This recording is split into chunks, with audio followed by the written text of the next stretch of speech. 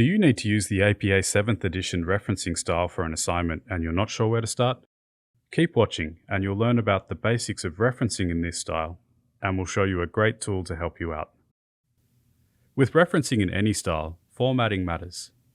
This means that you need to provide information such as the author's name, year of publication, and title of text in the correct order. On top of that, punctuation needs to be used accurately. For example, full stops, commas, quotation marks, and brackets need to be used in the right place. And also, you need to pay attention to your use of italics in your reference list. To help students with their referencing, RMIT has developed a tool called easysite. It gives you general information about the most common referencing styles used at RMIT, and it tells you the rules for citation and referencing, as well as providing you with examples. Once you've entered easysite, different referencing styles can be found across the top of the page. Let's select APA 7th edition.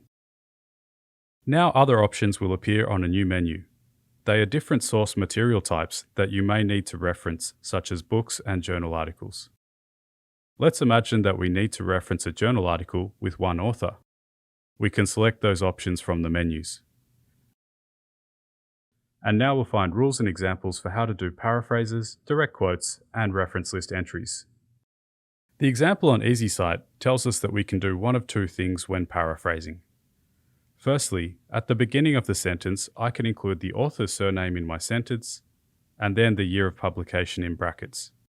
Or, at the end of the sentence, I could include the following inside brackets: the author's surname and the year of publication separated by a comma. For direct quotes, put the author's actual words inside quotation marks and include the page number, if you can locate it, at the end of the sentence. If you can't locate the page number, use a paragraph number, a chapter number, or a section heading to help your reader locate the information. So how do I make a reference list entry in APA 7th edition? Well, it depends on what you want to reference. Different materials require different information and different formatting. Let's pretend that we need to reference an author called Abdul, who wrote a journal article called The Art of Coding in 2023. The example on easysite tells us that we need to include the author's surname and their first initials, followed by the year of publication in brackets and the title of the article. Next, we need to include the title of the journal, and this comes in italics, then the volume and issue number of the article and its page range. The volume number should be in italics, and the issue number should be in brackets. Lastly, we need to include the article's DOI.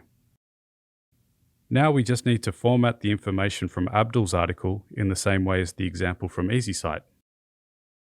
So there you go, the basics of referencing in APA 7th edition. Don't forget to use easysite to help you with your referencing.